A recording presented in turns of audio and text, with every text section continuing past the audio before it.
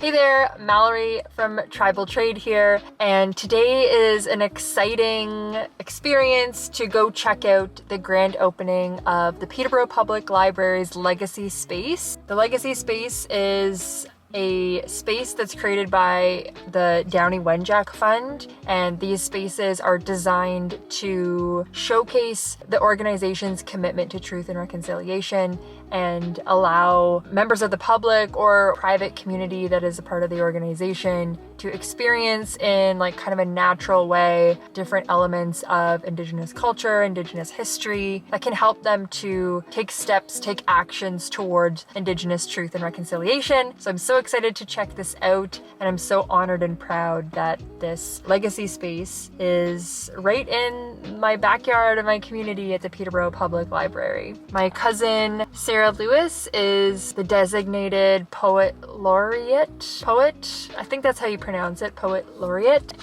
for Peterborough, and she's going to be doing a poetry presentation at today's space, and I can't wait to hear her. The Downie Wenjack Fund hosts legacy spaces where organizations can contribute donations and essentially sign up for education and be able to have like a 5-year commitment where they're part of this legacy space program that demonstrates their commitment to truth and reconciliation. And for being part of the program, they have a space that is designated to truth and reconciliation. And in exchange for that, they're also enrolled in some of their training for Indigenous history and truth and reconciliation. And they're also required to kind of like update their space with new and current and evolving either art or culture or materials, learnings, whatever is applicable to the organization and the space that the legacy space is occupying. Before this episode starts, I have a small favor to ask from you. 89% of people who watch this channel don't subscribe. So if you've ever liked any of the videos we've posted, if you like this channel, can you please do me a quick favor and hit that subscribe button? It helps the channel more than you know, and the bigger the channel gets, the better we can together make an impact towards Indigenous truth and reconciliation.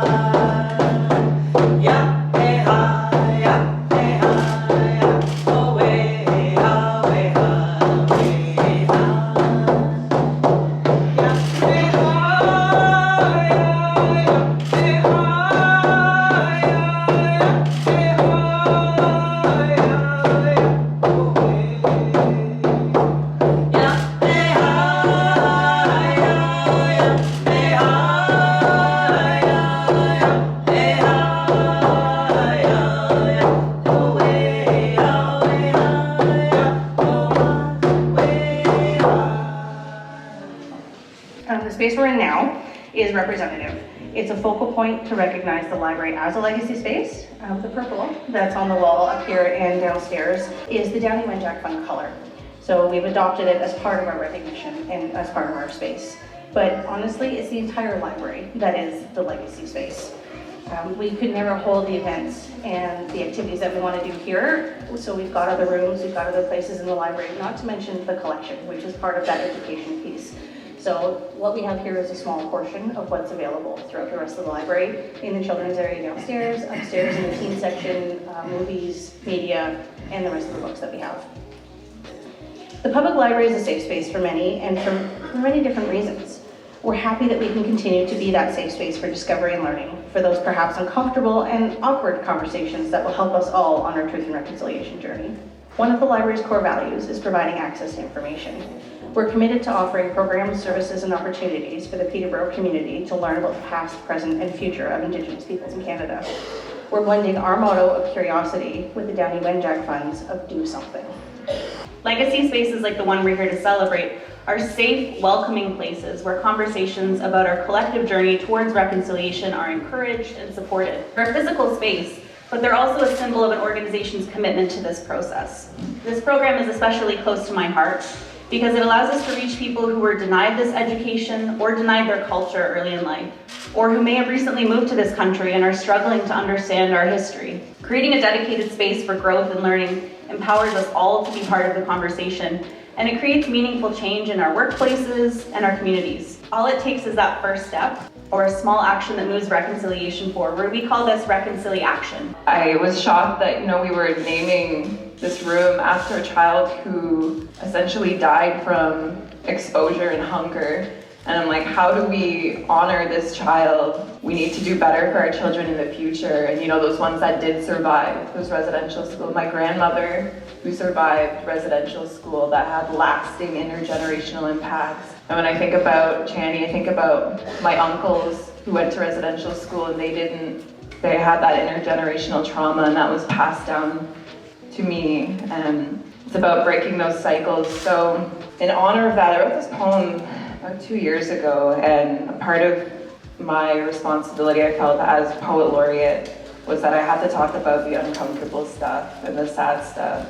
That's a part of our healing too, is that grief and acknowledging it, and that's how we're going to move forward. And I had never heard and talked about my family story ever. I was on my dad's side, and that was important for me, and I need to get that message out. So this poem is called Take Them Home, and I wrote it in honor of all the little ones who attended residential schools across Canada and the US.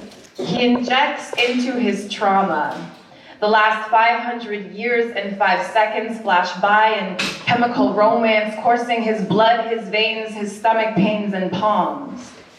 Touches his bad blood like the schools that touched his childhood that couldn't be purified by holy water, turned it red and reminded it that it too was stolen from the rivers and sacred lands of the swampy Cree. This was my grandfather. This was me. This was my aunties, Teresa, Juliette, Marie, my uncles, Furman, Harry, and Lou. It was Tina Fontaine, Colton Bushy, Downie Wenjack, Pocahontas. It was you. And every soul found across that fractured map of separation, labeled as borders, a figment of their imagination and knocked off of our creation story. He is the red-skinned Indian they chant about, make souvenirs and hand them out. They want the majestic, spiritual native, the creative, the tomahawk warrior crying headdress chief, the cultural teacher, preacher of the land, not the one with the bottle or needle in his hand receiving handouts. And still, every child matters on campaign day, but pipelines and apologies are the only actions to date. He was the child that survived, and this is how he's been repaid. Except stories are not currency in his culture. You can't pay out or own him. You owe him more than an apology. And they identified him as number 154, tattooed it under his sock. Native name erased from memory, vocabulary walks this street, this block, this 150-year-old country searching for that rock. Rock bottom is his resting spot. Shkode was his name because they knew he'd have a fire in his throat. When he'd to spit up his truth, let it burn. Little boy pained and hurt by all the times they told him he'd burn in hell if he didn't clean off the dirt. The brown, repent, but they put fire water down his throat and he's been in hell ever since. This beautiful land, we claim our freedom and pride ourselves in diversity. At the expense of his freedom and because of his diversity. Their existence relied on these children's lack thereof, their backs, a history so bad an unswept rug is burdened with its truth and stamped with reconciliation. But how do we reconcile a relationship that never existed in the first place? God knows we don't need any more stories. So with that I pray, take them home, Creator, take them home. Brown, smoky-eyed babies born in cedar baths and smoked medicine wrapped moose hide and buffalo furs. Take them home, Creator. Take them home to the place of 1,000 sunrise ceremonies. Sage and abalone shells dance towards the sun. Grandmother Moon gives her teachings about courage, love, and humility, where resiliency isn't a label they gotta learn or have to be, where the trap line never ends, cement and skyscrapers never touch. Take them home, creator, to the intertribal song. Tiny moccasin grass dancing, butterflies jump to the drum, connecting Ode to a kick.